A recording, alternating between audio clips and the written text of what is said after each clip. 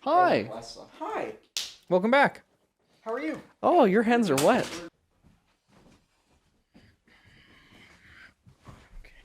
Ryan, no, Ryan, don't, Ryan, it's my, Ryan, I want this seat. Ryan, are you serious right now? Are you, fine.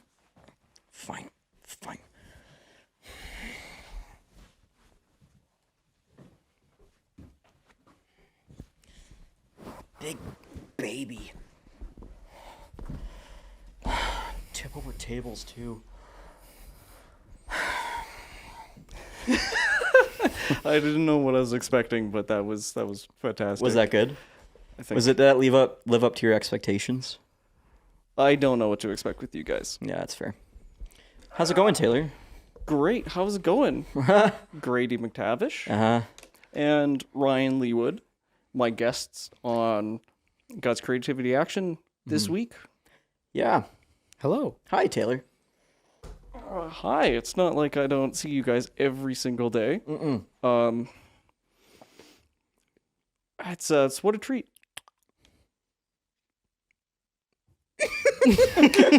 Sorry, I'm so sorry. I'm ruining I can do this with only the wood. Okay. Yeah, the table. Yeah, we see you every day because obviously you're a MacWoodian, a MacWoodlum. MacWoodlum. Yes. You work at MacWood Productions with Ryan and I, and we love you. Ryan, I don't know, not so much probably, but I have a lot of respect for you, and I really enjoy working with you. He has to at least tolerate me because he is my brother. But Really? I did notice that he's hiding behind the mic boom. I am, as yeah. far as my POV is concerned. So there is that. POV or Taylor. And you and can't I have to see look Ryan. at you guys every day. Yeah, that's unfortunate. That's like a big downside to the job. You have to see our ugly mugs. Yeah. But you guys do make me feel better about myself Why? because I'm not you. I'm neither of you. Yeah, that's true. Someone just rode by on a bicycle or a unicycle. I didn't see. And yipped. Yep. I would do that in the microphone. That would be quite loud. So yeah, so typically, with the podcast specifically, you guys have been actually operating my cameras behind the scenes, Not very well, and well, not very behind the scenes either. because they can't shut up. Which sometimes that's good. Yeah. Sometimes it's necessary. hindrance. So today, we're just gonna do everything. Can you? I'm sorry. I just like to adjust it and hold it. It gives me comfort. Okay. Okay, thank you. Okay. Sorry, what were you saying? So as far Can you as take off your shoes and then try to take the bottle, the cap off with your feet? No, this is going to touch my mouth. All the more reason to touch it with your feet. I'm so sorry. You asked us to do a bit at the beginning, a comedy bit, because that's kind of our MO when it comes to our other podcast. yes, And apparently yes, it hasn't ended. No, because we're just doing bits because we're really dumb and we have a horrible attention span. So Okay, so where what do you guys do? What do you guys do? cry. We are filmmakers here in Dawson Creek. Our roles vary. I mainly identify as like a director, writer, producer. Ryan obviously directs as well, director of photography, producer. We're both editors, both sound designers. We wear a lot of different hats. So we kind of just describe ourselves as filmmakers, and that usually suffices. Yeah, because filmmaking is, especially around here, it's very broad because there's so many, like there's commercial work you're doing, or there's cinematic work. Yeah, creative, like very personal projects and whatnot. A lot of voiceover work as well, so it's not just always on camera. It's the whole shebang. Yeah, exactly. So, but that's kind of what we do. Again, it varies day to day on what role we have individually or whatnot. But yeah, so Right on. Well, I'm so happy that we've been able to carve out just a little bit of time in your absolutely ridiculously busy schedules. Yes. To be here. Mm-hmm. And my own busy schedule, but that's You are beside also the point. very busy. Yeah. So that kind of gets sort of gets into the first sort of thing. You guys actually make feature films. Debatable. Yeah, we do. Yeah. So Hard Reset. Yes. I'm doing this specifically because I'm going to put a graphic. Can I and put my hopefully hands I up? lined it. Yeah. Yeah, so last summer we filmed Hard Reset. We filmed Hard Reset. We filmed Hard Reset. Which was your first feature film. Yeah. A very interesting film to say the least. Especially as your first one. Yeah, it was kind of risky. Yeah, it was. It was about a wholesome high school principal that is forced to reveal his secret self-destructive life at a blackout party by a documentary film director, aka his Hard Reset, and so featured a lot of adult themes, and it was incredibly adult, and it was very risky to say the least, especially up here in Dawson. It's a very conservative town. It's a very small town, and you don't want to offend anyone or anything like that, but it definitely goes against the status quo, I think, of what people thought about movies and what kind of movies could be made here. So it was really risky. There were points where I thought it wasn't going to happen just because certain things happened where we didn't think it was possible due to the content of the movie. But yeah, we ended up making it, and it's an award winner. Yeah. So that's very cool. Yeah, it was amazing. It definitely wasn't a smooth shoot. We had weather complications and whatnot, but yeah, pretty much every day. But for some reason, despite that pressure and despite the hardships that we went through, and also you being on the crew and cast as the main star, can you tell the viewers what your role was, what your name was? I was playing the pivotal role of Taylor, the sound guy. Wow. In the documentary crew that's following Phil Danielson around. Mm-hmm. So quite a stretch for you. Really increased your range. Yes, yeah. I was definitely really expanding my horizons as far as acting, because I was playing someone that was actually competent and knew what they were doing. And knew how to operate sound. So back to Hard Reset. Mm-hmm. So that was filmed on a extremely interesting budget. Because everyone sees a blockbuster movie. Blockbuster doesn't exist anymore, but the term. Yeah, the term still has a colloquialism. Yep. Is that the right word? I don't know. Yeah. Sounds good though. Yep. Not when I said it, because I always mess it up. But then you also said after the fact, I hope so. Is that the right word? So that also didn't lend a lot of confidence to...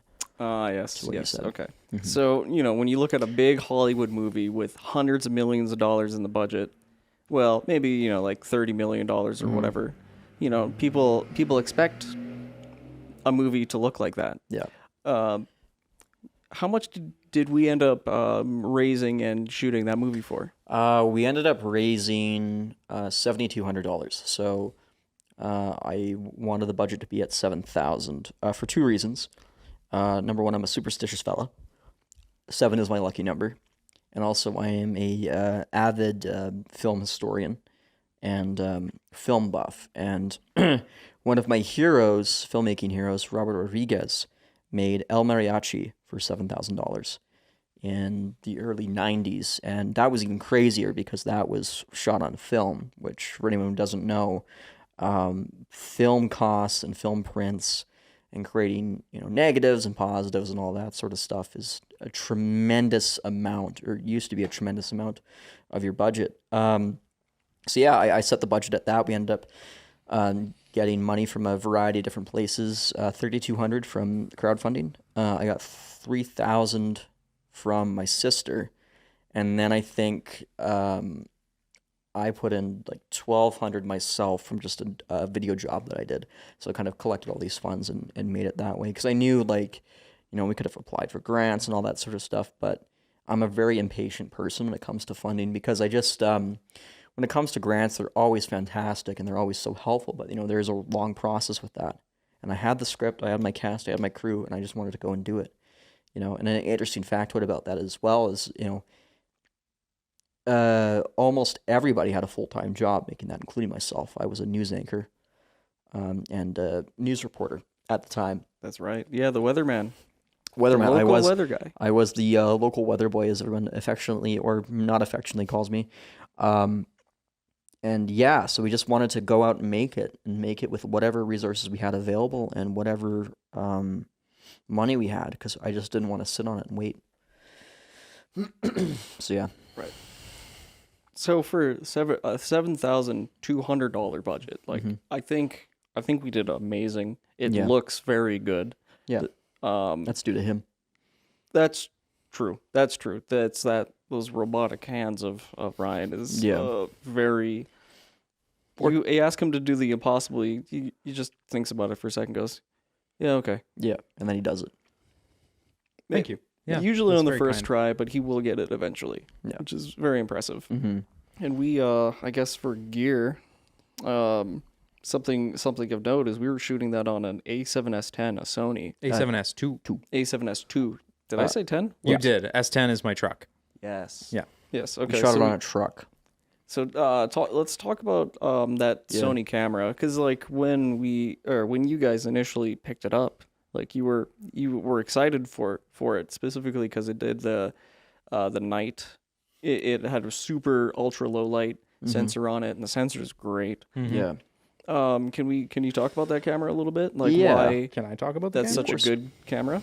Yeah. I like you said, I was very excited to find it at not our local camera store. I had to go to Grand Prairie for that. But before we picked that up, we were shooting on Canon T5Is that Grady and I independently bought one each straight out of high school. Yeah. And we were tired of like the limited dynamic range of the cameras of the T5Is, and I said, I called him one day out of the blue, and I said, hey, I'm in Grand Prairie right now. I'm at London Drugs.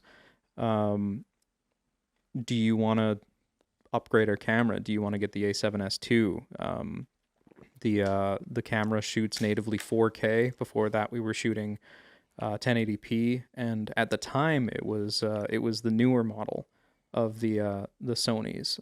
What A7, year? What year about was this? 2016. Yeah, 2016. Really? Mm-hmm. Yep. Wow, 2016. Yep. So it was a pretty new camera, and it was quite costly at the time. Mm-hmm. All told, it cost around $4,000 with extra batteries, extra memory cards, a lens. Quite the investment. Yeah. It was really an investment in ourselves and in our productions. And we knew we were probably never going to upgrade the camera because we were getting by with just T5Is before that. So to have something with a better dynamic range, a better color profile, the S stands for sensitivity in A7S. And it's really a sensitive sensor. Like it picks up light really, really accurately and really well. Maybe too sensitive, one might say. One might say you actually have to have slightly worse lenses to kind of make up for it. Actually, yes, that is a common, not complaint about the camera, but that is a common feeling. Observation? Observation, yeah. It's got a really precise sensor. So what a lot of people will do they'll put on like Rokinon Cine lenses, which are known to be a little bit softer.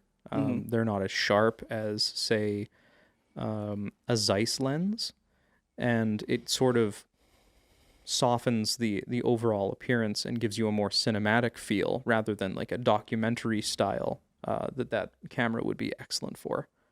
Yeah, and I don't know if there's a newer version of that particular camera, although I could probably just do a quick Google search. I would imagine there would be at this time. I mean, since then, Sony has released A7 3s, 4s. I think they're coming out with the 5 soon. There's the A9, which is a totally new line of cameras. A9s are incredible for sports photography and videography because their shutter speed is just so quick. Oh yeah, I bet. I don't know what your thoughts were making Hard Reset, but we had shot so many short films on that camera since 2016, or I think it might have been 17. That by the time we hit Hard Reset, I felt like we were kind of hitting the limit on what we wanted to do with that camera and what quality we wanted our films to be at. We didn't want it to just be like the best filmmakers in the Peace region. We wanted to be the best filmmakers in BC, with whatever we make. And we felt like we were kind of pushing past the bounds of the A7S2. I don't know if you felt the similar way making Hard Reset. I felt like we did exceptionally well with what we had. Yeah, absolutely.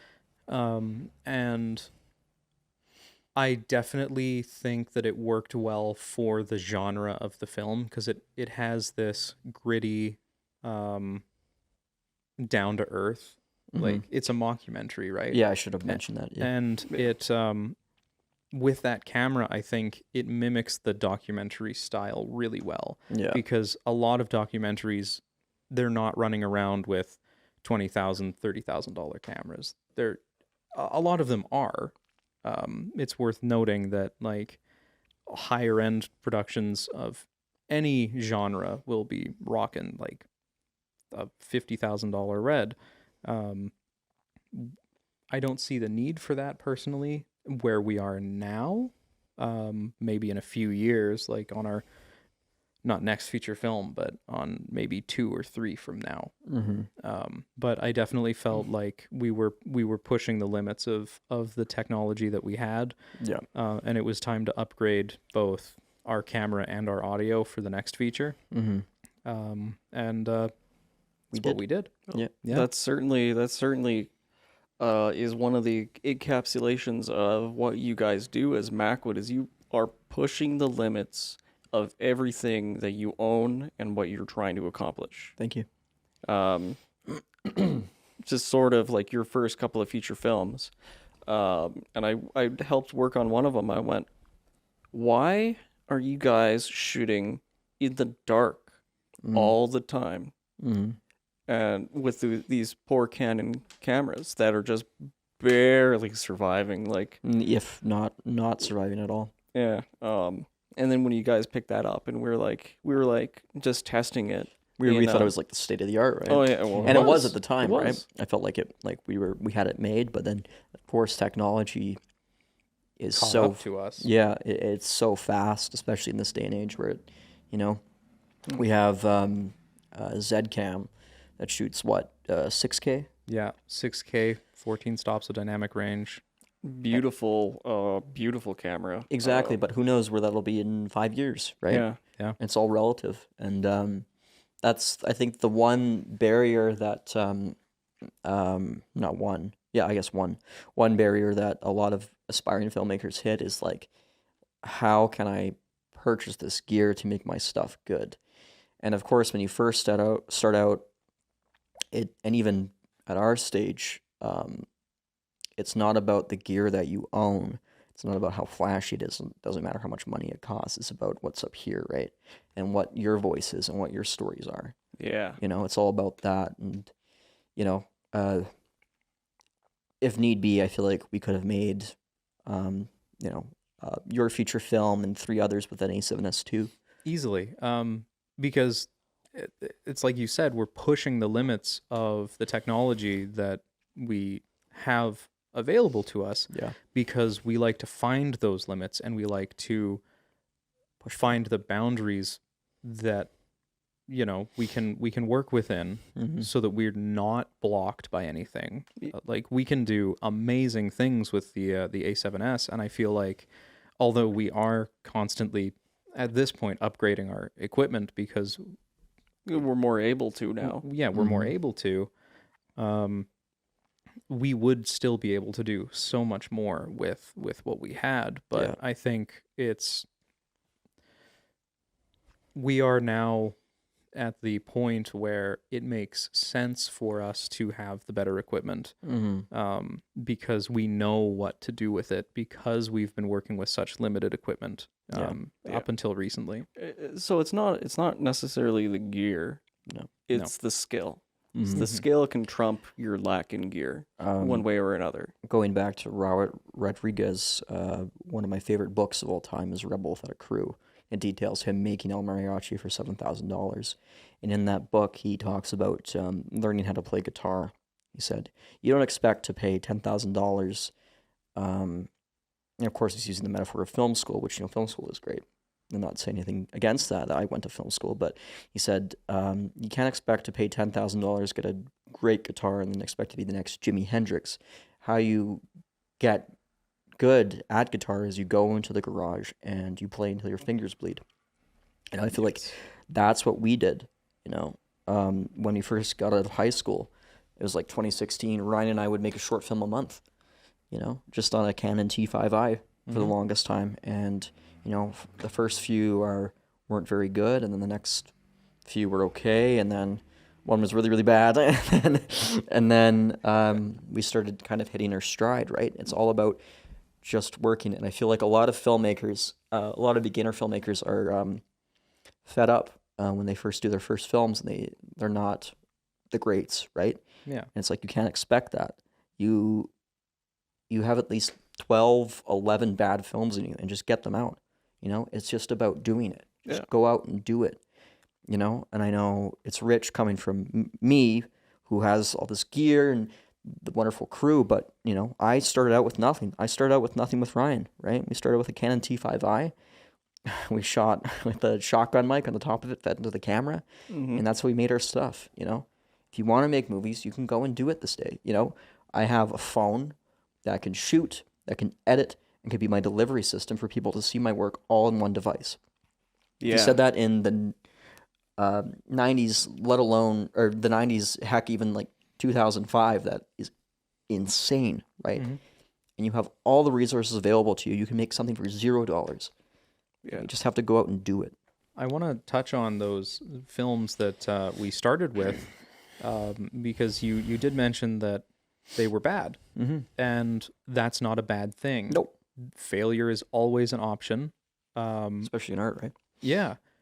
Art is subjective, and you're not gonna please everybody with your art. No. But even if something you make is objectively bad, that's okay, because you can learn from that. You can learn what you're doing wrong. You can learn what you're doing right. You can continue to do things right, and you can continue to learn from your mistakes. Yeah. And making mistakes is always okay, so long as you're learning from them. Absolutely. Yeah, Yeah, absolutely. Because you can't for sure. take a risk without failing. Yeah. That's why, making risky stuff and having it work out feels so good, right? Yeah. It's not as sweet without the sour, right? And that's absolutely correct, And, it took a long time for us to find our stride. I don't think we hit our stride till 2020, maybe. Yeah. No, Even later, maybe. it's been, well, maybe not 2020, because we kind of stopped making films for COVID. That was a bad year. Yeah, that is true. Did we? No, we made The Hunter. Yeah, that was like right before. No, that was right. That was during? Yeah, that was during. That was in June. Oh, I started wow. at K-Pac. That's right. And we're in the midst of a pandemic, and one of the funny parts about being a filmmaker is all this wild stuff you get to do. But like, we're in the midst of a pandemic, and Ryan and I are in a forest shooting our short film, The Hunter, and we're digging through dirt to try to make a little fire pit. And it's like, wow, we're in the midst of a pandemic, yet we're doing all this, right? Because we're outside and we're operating with social distancing and all that sort of stuff. But yeah, it's just, I don't mean to harp on it, but it's just like, if you want to be a filmmaker, go and do it. You don't have to spend anything. Use the resources you have, right? That's a great message. You're not harping on it. I think more people need to hear it, and they need to hear it more often. Yeah, exactly. And I'm gonna steal some advice from Dimitri. I can't remember his last name. Oh damn! I wish I wish I knew his last name. Mm-hmm. If I had my phone on me, I could find him on Facebook because I have found him on Facebook before. But a wonderful Russian artist. The key to making great art isn't to just start, it's to not stop. Yeah. Don't stop making movies, even if you're unhappy. That's Just beautiful. par for the course right now. Yeah. Just kidding. Just keep making your art. It doesn't matter what art form it is. Don't stop. You will get better. You will make a masterpiece if you keep trying. You know, and if you love it and if you're passionate about it, you know, it's not something that you choose to do. And this kind of sounds like a little, you know, weird and whatever, but it's like it chooses you. An art form chooses you. Yeah. Like, Yeah. I feel very strongly about every art form, and I'm not kidding when I say every art form. I live and breathe art. And every art form that I've seen you attempt, it's a lot better than just an attempt. You were one of those guys that make me jealous, make other people jealous, because it's like, oh, I have a passing interest in this, or I appreciate this painting on the wall, and you're like, I'm making them. I'm writing music right now. I'm shooting a music video right now. Well, it's a lot of practice, and like I know it seems like I don't put a lot of time into any other art form other than filmmaking, but I really do put in the hours because I'm passionate about it. And You're incredibly passionate, yeah. the number of paintings that I've just not liked and painted over are innumerable. That's one thing that I like about painting is if you don't like it, you can start over at the drop of a hat. Just put on some fresh paint and you've got a new painting. Yeah. And I don't believe necessarily in something Filmmaking. like natural talent. Oh, okay. Because I don't believe in filmmaking.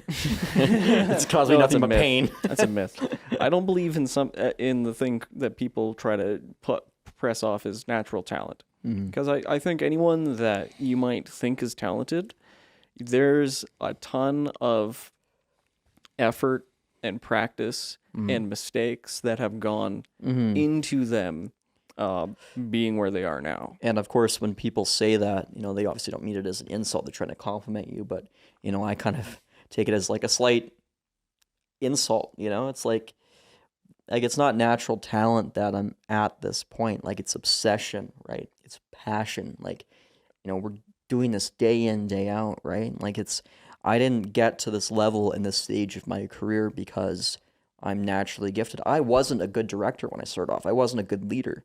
You know, I wasn't a good storyteller, but I learned. I read books. I watched movies day in, day out, and I studied, right? It's obsession. It's passion. Obsession's going to beat talent every single day. Yes, absolutely. And absolutely. of course, you know, I would never say that to someone who like says you're naturally talented. Like, of course, they're just talking to me, but like, I don't know. That's your I don't like internal that dialogue. Your internal dialogue is like, well, it's not really talent. This is, you know, there's so many things that's built up. But you go, oh, thanks, man. Yeah, exactly. Because you're a polite Canadian.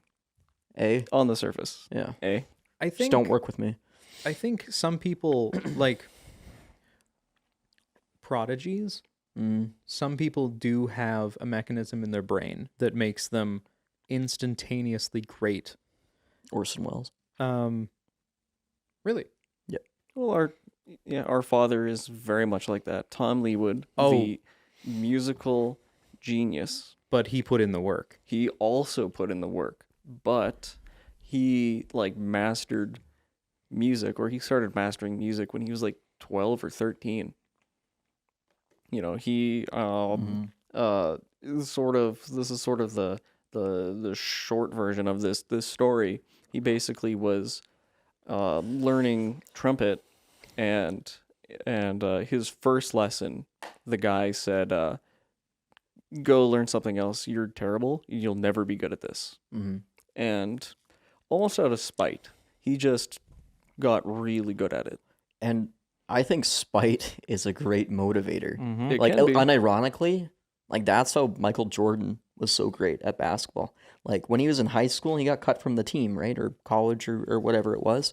And then he came back because he was obsessed. You know how many times in that documentary, The Last Dance, where he said, I took that personally. Like when he got beat up by the Pistons, I believe it was, he got bigger and better and he became the greatest basketball player of all time. So I think that's a large part, right?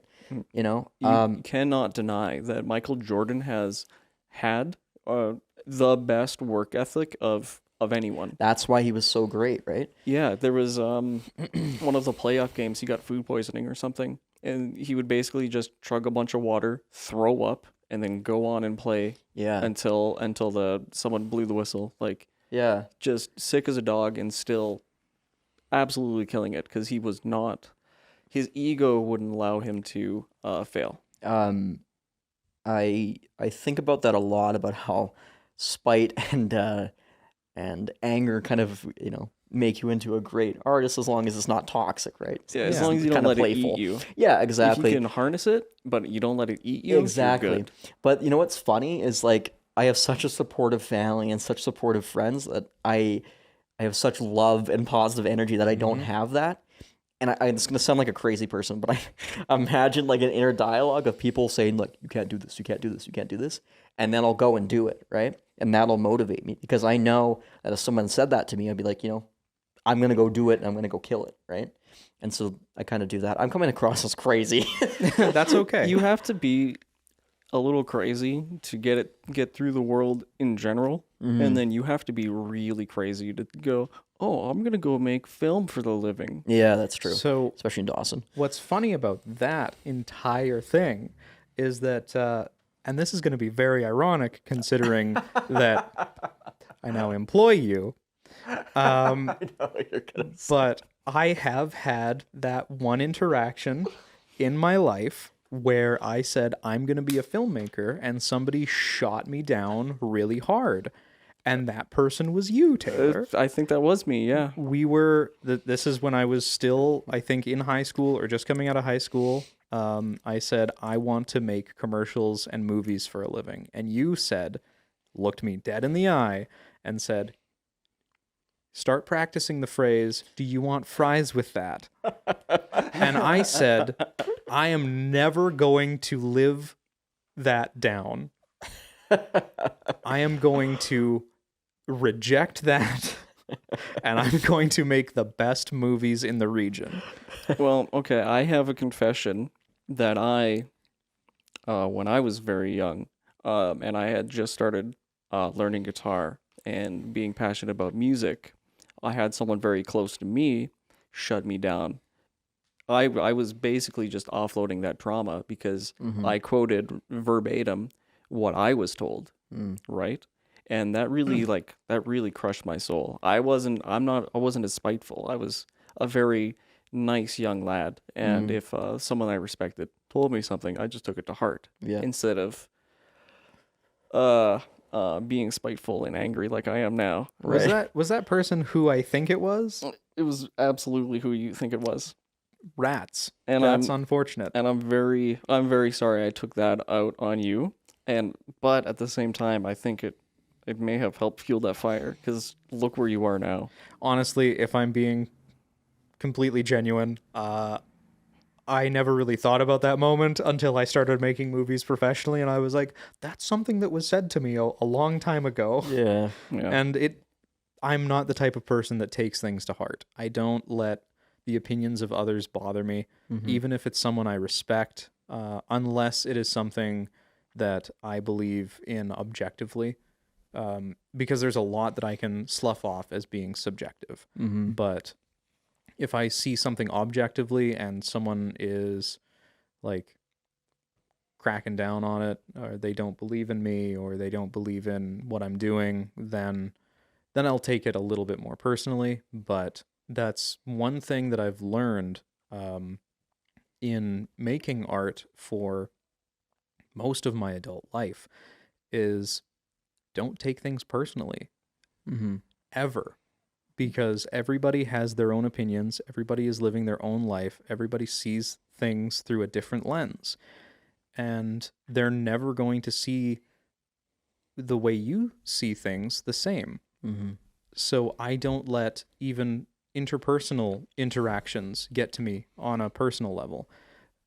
I just accept that these people are their own person and that they're experiencing something differently than I am. Yeah.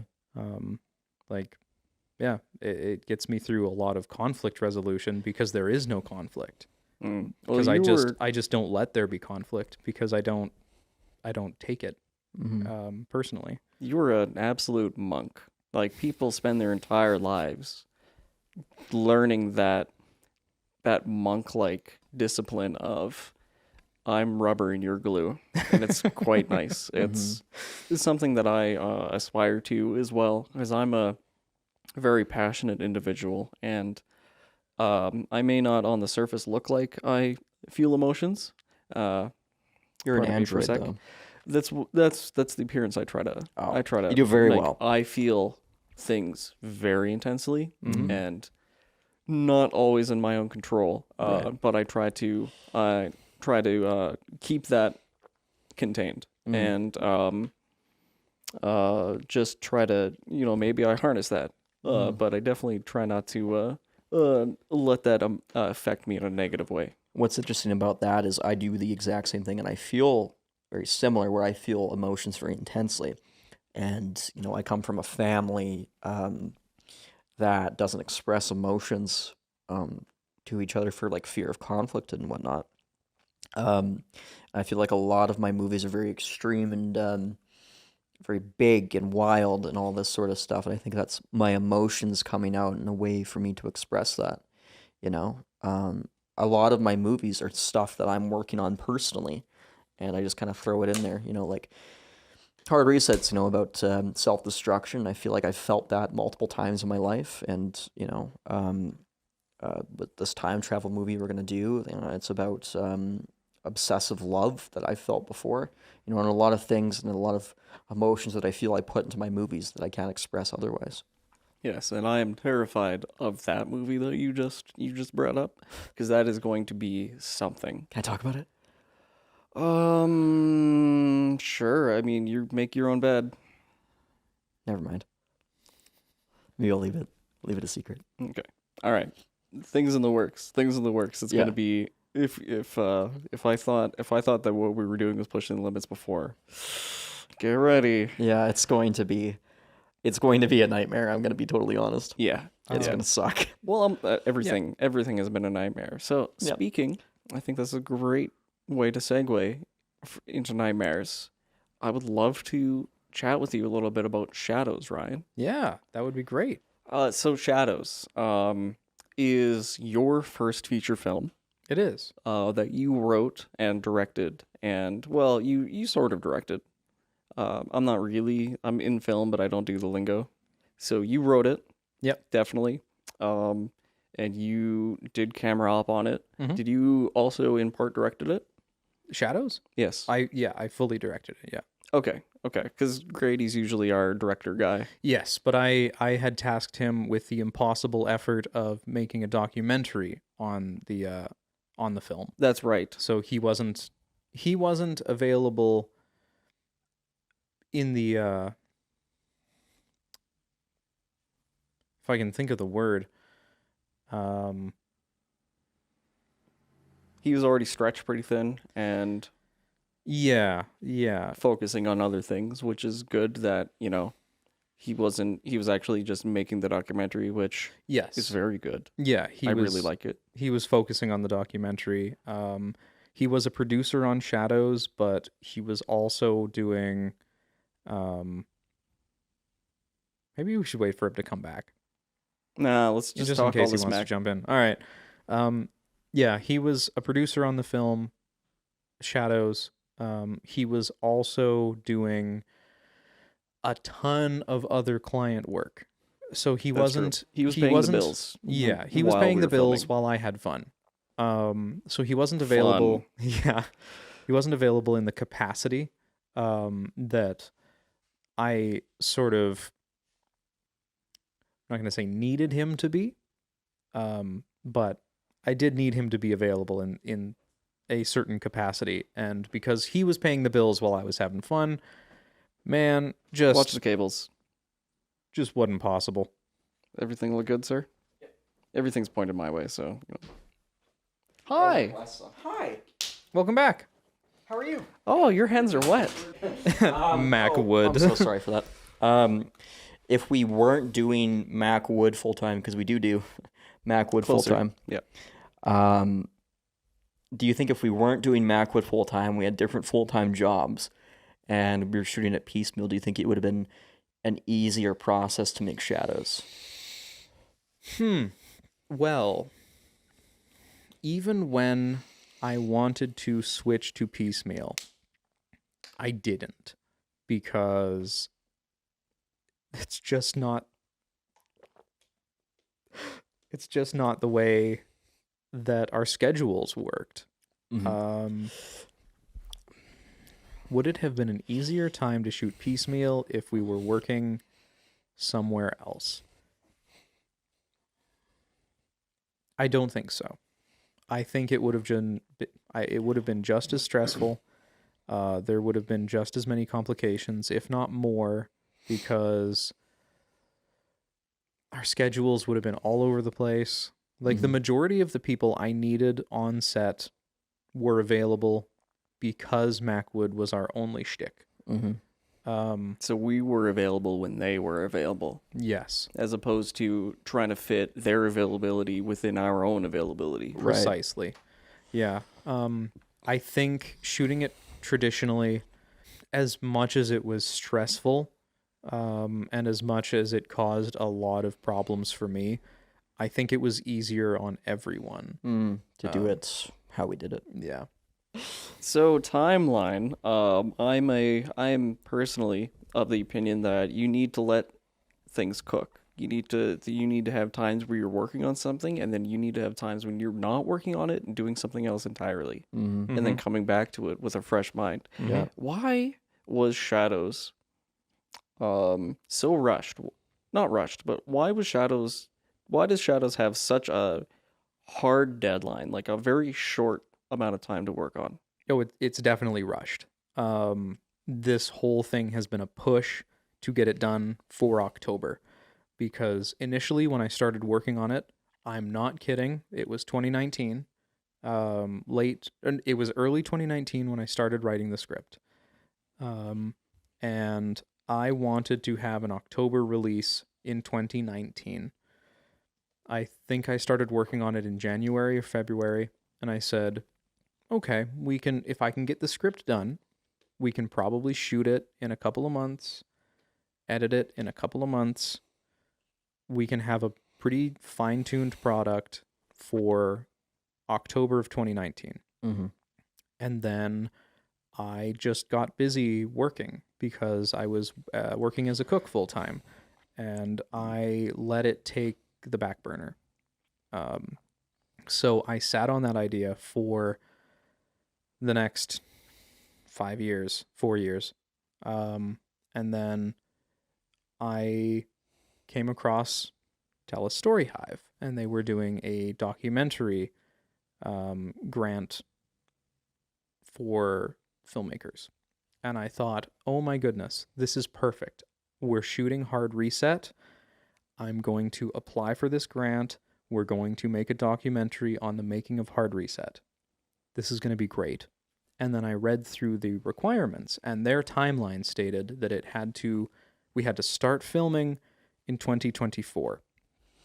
And I thought, shoot, this is middle of 2023. We're going to be done. We're going to have our premiere for Hard Reset by the time we're allowed to start shooting.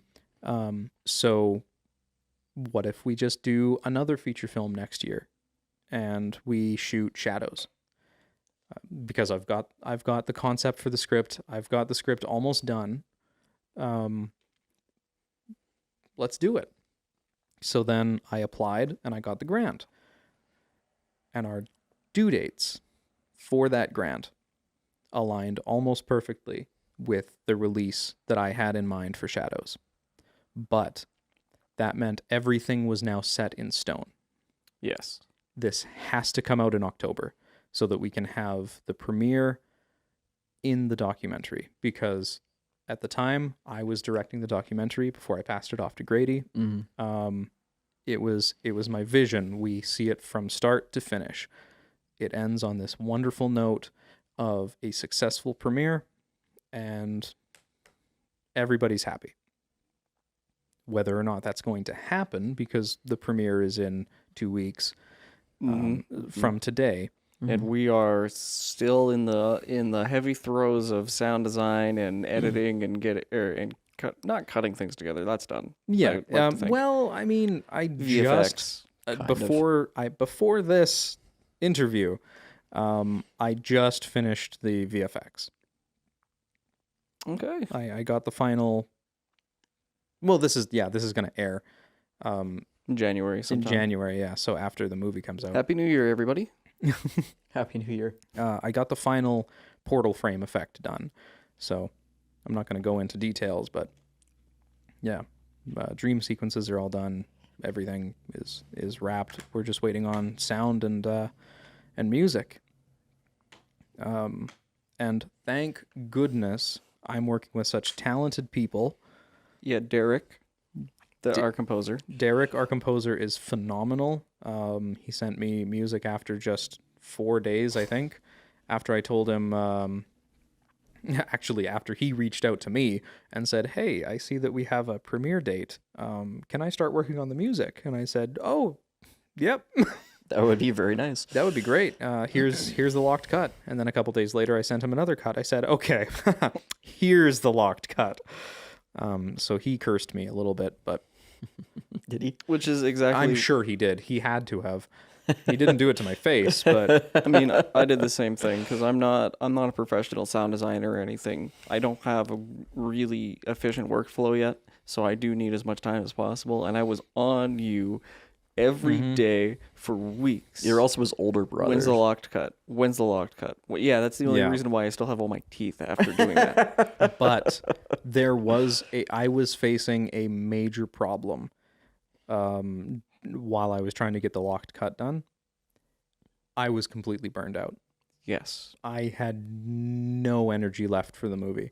And that's something that I didn't anticipate. Like, I have been burned out before, but never to that level. I didn't realize how brutal it was going to be. And then things suddenly took a turn for the worse when I physically couldn't look at the movie anymore. I couldn't look at the timeline. I was like, if I have to see this, I'm going to punch my computer. I think every artist has really had that point, some point in their production of their art, is that I am sick of listening to this or looking at it or both. I want it to be done. I went from working on it 8 to 12 hours a day every day to picking at it for 1 to 2 hours every couple days because that's all I could tolerate. And I apologize for those 2 weeks where I was hardly functioning. We could have used those 2 weeks for sure, but things turned around when our local theater got in contact with me and said, yes, we can show the movie. These are some dates that we can have. You can put up a poster in the lobby. You're going to be on the marquee. And that's so cool. I was like, this is really happening. It needs to happen. I need to get off my butt and I need to finish this thing. And then you magically had the energy back. Yeah, I felt so reinvigorated. And everything is coming together so well. And I feel like there is no chance in the world that we're not going to have a great product by the end of this. So I guess we're just going to have to see how that one shakes out. I like the script. Which one? All of them so far. Oh, why? Tell me what you like about each film. Hard Reset and Shadows, go. And if you say anything wrong, I'll cry. If he says anything wrong, you're not going to know about Shadows. I have not seen the cut. I have not looked at it because you're somebody's got to pay the bills. You're literally paying the bills. You're doing all the hard video work. While I have fun. Hey, I'm having fun doing Fun. certain videos for certain things. I don't want to say them on air right now. I respect that. Yeah. It's casting shadows. Which, keep an eye out for Casting Shadows. Should be streaming alongside. Yeah, it'll Yeah. be. Certain Optik TV. Yeah. It is a phenomenal documentary. You knocked it out of the park. Really encapsulated the trials of Shadows, Yeah. of the making of Shadows. Thank you. which I wish we wouldn't have been able to provide as much content, but I guess we did. About 30 hours. Don't tell Ryan. I know, I was there. Oh. Shoot. Even at my lowest, I was like, Grady, get the camera. Yeah, that was hard. Yeah. How'd that feel? To talk through a lot of painful stuff. Well, I'm getting used to voicing my Internal thoughts. well, yeah, not just internal thoughts, but my emotions. I regularly talk through them with my peers and the people close to me. Morgan. Piers Morgan. Oh yeah. Yeah. Thank you. You're welcome. Yeah, I'm quite attuned to my own inner dialogue and my own emotions. So it's not unusual for me to have a camera pointed at me and have to do that. Mm-hmm. What I want to know is, from your perspective, what was it like not being able to console your friend who was at some points devastated, and instead you have to focus on making content out of his emotions? Felt great. No, it felt horrible. I used to work in media and the news and journalism, and journalism is a very admirable, respectable position, and so is news and whatnot. But the heart of news is if it bleeds, it leads, right? Mm-hmm. And you kind of focus on people's pain and whatnot, and that's the story, right? And I felt similar to being a reporter, and I didn't like that feeling because it felt like not only am I using your pain for content for a documentary, but it was also like, this is my friend, so it sucked. Then also I knew that you would be more angry with me for not getting the shot and for not trying to capture this moment than consoling you and getting the shot. So yeah, it was it sucked, but you know what? It's rock and roll. I don't know. It made a good documentary. It did, yeah. Even though you knew that I was okay with it and that I was actually encouraging you to do this at times. Still felt gross. Interesting. Yeah, still felt gross. Because that's a big part of Hard Reset too. Is The predatory nature of media, yeah, as you have described to me many a time. yeah, exactly. I play. Everyone in the film plays the crew member. They're the crew member in the making of the film, and it's MacWood Productions, and then they're also playing the crew in the fake documentary. So I was the jerk director, and he's taking advantage of his subject and extorting him and all this horrible stuff. And But you And were his also crew as playing well. one. yeah, that's all. Oh, I know. I thought we were talking about. What was actually happening during the movie. Yeah.